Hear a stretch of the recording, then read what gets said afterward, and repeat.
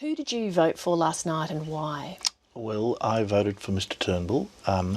Like most of my senior colleagues, I was becoming increasingly concerned that the position was becoming irretrievable in relation to Mr Abbott's leadership, and that we were at real risk of losing the next year's election to Bill Shorten. That would be a catastrophe for Australia.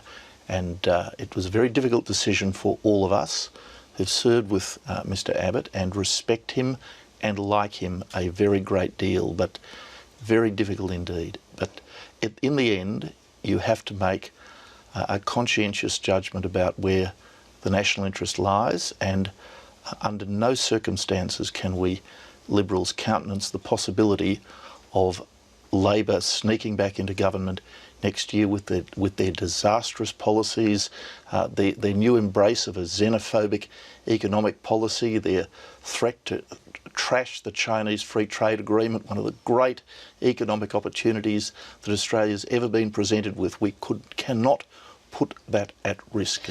And why did you think, unlike some of your colleagues, that it was not something that could be fixed with Tony Abbott there? Why did you think a change to Malcolm Turnbull was required? I think Mr Turnbull does give us the best prospect of defeating the Labor Party and Mr Shorten at next year's election. But why is that?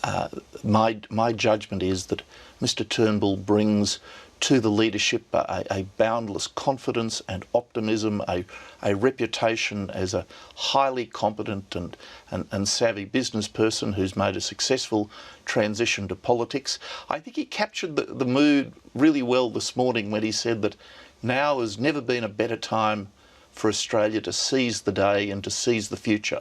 And the thing about Malcolm Turnbull, he is a person with a very bold and optimistic sense of Australia's future that I think it will resonate very well with the Australian people, particularly by contrast with the Arthur Colwell era economic and social outlooks of Bill Shorten and the modern Labor Party. After an event like this, though, there is, of course, always a lot of hurt and anger and upset. How do you get the team to then unite behind Malcolm Turnbull? Can I tell you, Leigh, that one thing that really, really impressed me last night about all of my colleagues was the courtesy and the cordiality with which everyone treated one another. There was not a single angry word at the party meeting last night or at our regular party meeting, which was held this morning. People respected one another's good faith.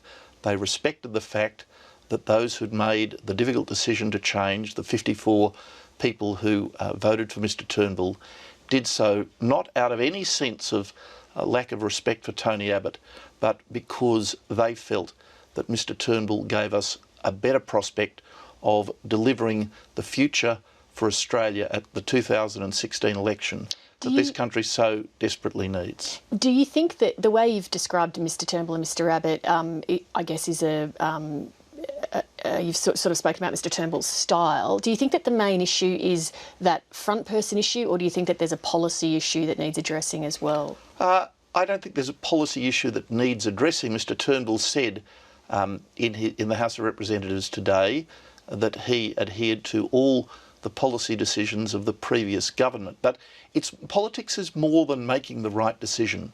Politics is also about bringing the people with you. It's about explaining to the people why you've made those decisions, why it's necessary for the country to take a particular path. John Howard was always able to do that. I believe that Malcolm Turnbull, who is a great persuader, he is a terrific persuader and a wonderful advocate, will be able to do that. Why do you think Tony Abbott wasn't able to do that? Well, I'm not going to, as it were, do a post-mortem on Tony Abbott's prime ministership. I believe that with the passage of time, people will see that Tony Abbott led a government that made the right decisions, but sometimes struggled to explain the reasons for those decisions. Tony Abbott is a very, very fine man, and I believe a very great Australian. We spoke about unity. There has to be a cabinet reshuffle. Doesn't that make it even harder for everyone to pull together? Because there's nothing that ruffles feathers more than demotions and people being moved around. Well, that's part of the day-to-day of politics, and there is an expectation and an acceptance that there will be a cabinet reshuffle. There'd be something wrong if there were not. I don't think that will. The fact that there is to be a cabinet reshuffle troubles people particularly. And just very briefly, would you like to keep the same portfolio, Attorney General? Well, I'd be happy to, but of course that's entirely a matter for the Prime Minister. All right, well, I'm sure we'll have you back on the program in some capacity in the future. Thank you very much, Senator. Thank you very much, Leigh.